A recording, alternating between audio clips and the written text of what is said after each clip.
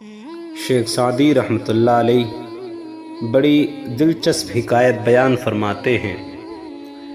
ایران کے ایک مجذوب نے کسریٰ شاہ ایران کو کہا، اے ملک جمشید، ایران کا بادشاہ گزرا ہے۔ اس کے وارث سے پوچھا کہ تو بتا، اگر یہ ملک جمشید کے پاس ہی رہتا تو تجھے یہ تخت و تاج مل سکتا تھا؟ نہیں، ہرگز نہیں، بادشاہ نے جواب دیا۔ تو پھر سن، اگر تو قارون مشہور مالدار مگر انتہائی کنجوس جو موسیٰ علیہ السلام کے زمانے میں ہوا، قرآن پاک کی سورۃ القصص میں اس کا قصہ بیان کیا گیا ہے، اس کا خزانہ بھی حاصل کر لے گا تو تیرا وہی ہوگا جو تو لوگوں پر خرچ کرے گا۔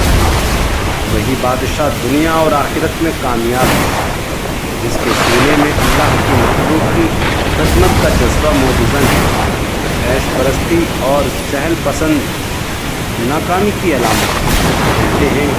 کسی ناکام بادشاہ نے اپنا ایک سفیر کسی کامیاب بادشاہ کے پاس بھیجا، جائزہ لے کر آ کہ اس کی کامیاب حکومت کے اسباب کیا ہیں، تاکہ اسی ڈگری پہ ہم بھی حکومت کریں اور ترقی نصیب ہو۔ سفیر رات کے وقت بادشاہ کے پاس پہنچا تو باتیں کرتے کرتے چراغ میں تیل ختم ہو گیا۔ بادشاہ خود اٹھا اور چراغ میں تیل ڈالا، حالانکہ نوکر پاس ہی سویا ہوا تھا۔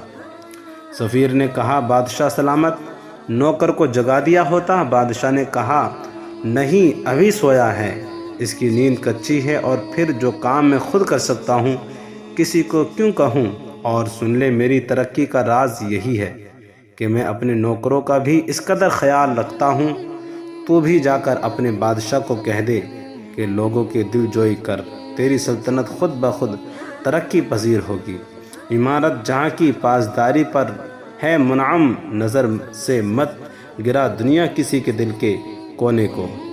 مخلوق اللہ کی مخلوق ہے، اس سے پیار کر اور اللہ کے پیارے ہو جاؤ گے، اور اگر اللہ کی مخلوق سے محبت کرو گے تو تمہاری سلطنت دن بدن بڑھتی جائے گی۔